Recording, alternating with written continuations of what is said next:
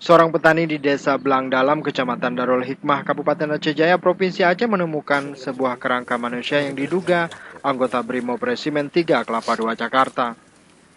Kerangka yang diketahui atas nama Baraka Iswantalu diduga korban tsunami 26 Desember 2004 silam ditemukan oleh Mustafa saat tengah membajak sawah miliknya. Saat ditemukan kerangka bersama seragam Brimob dan sepatu PDL.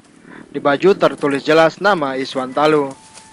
Abang kandung almarhum Satriawan Talu yang datang dari Nusa Tenggara Timur memastikan kerangka tersebut merupakan adik kandungnya.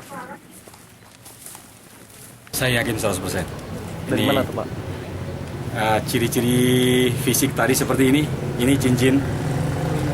Ya, ini tadi melekat di jari manis dia. Waktu teman-teman kombi ya menemukan. Yang kedua pakaian yang adik kandung saya pakai itu tidak rusak sedikit pun dan di situ tertera jelas tuh namanya.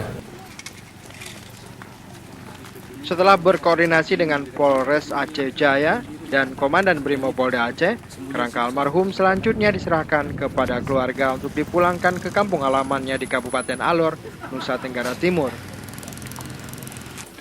Komandan Brimopolda Aceh Kombes Norman Wijayadi mengatakan, almarhum Baraka Iswantalu merupakan personel Brimob Kelapa II Jakarta yang di BKO-kan di Kabupaten Aceh Jaya.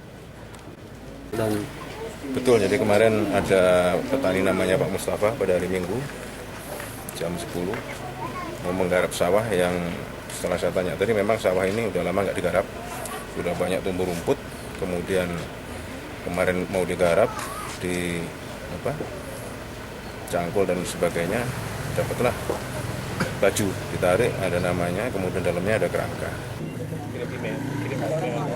Dari Kabupaten Aceh Jaya, Diki Juanda, Muhammad Ali melaporkan untuk Aceh Video.